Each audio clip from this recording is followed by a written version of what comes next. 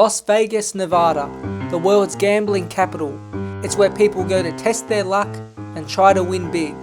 But the AFL has its own version of Las Vegas, where teams spend big money, calculate probabilities and stats, and use plenty of resources. The AFL draft is only a few weeks away, and it's a place where teams take the ultimate gamble in search of winning big and drafting a special future footballer. One of the biggest factors that is taken out of the club's hands is the strength of the draft class.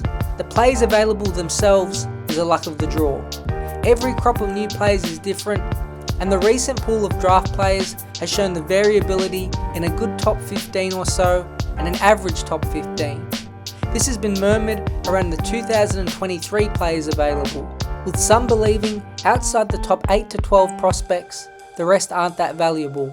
For a past example, let's look at the 2018 draft. Out of the top 13, 11 of them have become very good players at the minimum. Walsh, Rosie, Blakey, Butters and Quaynor are first-tier footballers, with the King brothers in this class range but being hard to judge as they have performed well but have been unlucky with injury. Lukosius, Rankin, Smith and Thomas are in a tier below but have had moments and are all in the top half of players at their club, while the two worst out of this group are still best 22 players in Jai Caldwell and Chase Jones. These are still two regular AFL players and they both have improved over time. But if we look at the 2017 draft, just a year before, we see the volatility. There are always external factors which are hard to weigh up, but on talent, the draft is far weaker. The 2017 top 13 bodes some AFL stars in Brayshaw, Davies-Uniacke, Chera and Norton. Rayner is another who has performed well, but injury has been a factor in him not taking the leap the other four have. Fogarty is probably the next best, but the other 7 really haven't lived up to the picks they were taken at. St Kilda selected Nick Caulfield and Hunter Clark, but both have stalled, and again injury has been a big reason, with Nick Caulfield recently moving to the Bulldogs. Paddy Dow and Jaden Stevenson have also swapped teams, and trio Lockie O'Brien, Aidan Bonner and Jared Brander have been delisted. The players available at the draft is totally out of the club's control, so if you believe a player your club has previously selected has failed, it is good to look at the picks around them to see if any of them have become good players. As the 2018 to 2017 draft comparison shows, sometimes it just isn't a great year for new draftees. But all eyes will be on West Coast. They do hold the number 1 pick, but do have decisions to make. Talk about putting money on the line. If they end up taking Harley Reid at pick 1, the only way they win is if he becomes an Eagle star for a long time. People will applaud. However, if we get another Horne-Francis scenario, they will be scolded for not trading the pick out to, say, North Melbourne, who offered pick 2, 15, 17 and 18. Again, it seems with this decision and other intel that from the late first round picks onward, the talent drops off, and paired with academy and father-son bids, those 3 late first round picks North Melbourne offered would be pushed into the 20s. They also could take a huge shot and take WA star Daniel Curtin. He does seem to have a high ceiling, but not the base level of play like Reid.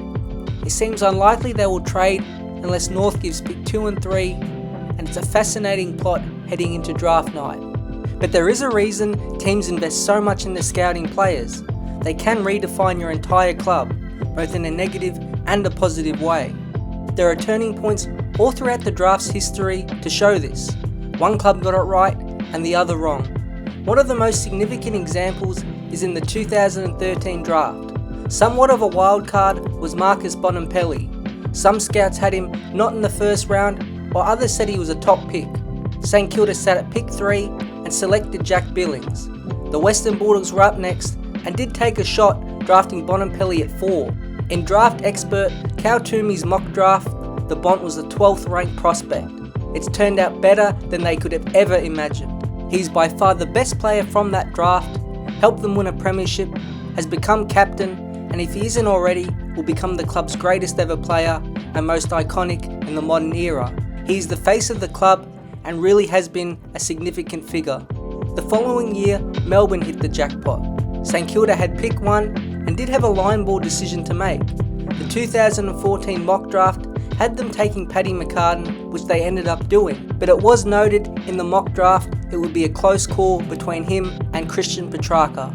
The latter was then available to Melbourne, who snatched him up, and with the next pick selected Angus Brayshaw. McCartan was a great prospect at the time, but Petrarca and Brayshaw have had major impact at Melbourne and have become premiership players and leaders at the club. These are just some examples of countless 50-50 calls that can change your club's entire future. It's going to be another big night on November 20th, starting with the decision West Coast have to make with pick 1, where all of Gold Coast Academy picks land, and North Melbourne, who have picks 2 and 3, allowing access to 2 stars from what some believe is an elite top 8 group of players. Like always, there will be a few steals in the later first round and beyond, and looking back at history, even some of the prospects with the best potential will struggle. It's going to be an exciting night and the moment that future stars will enter the competition.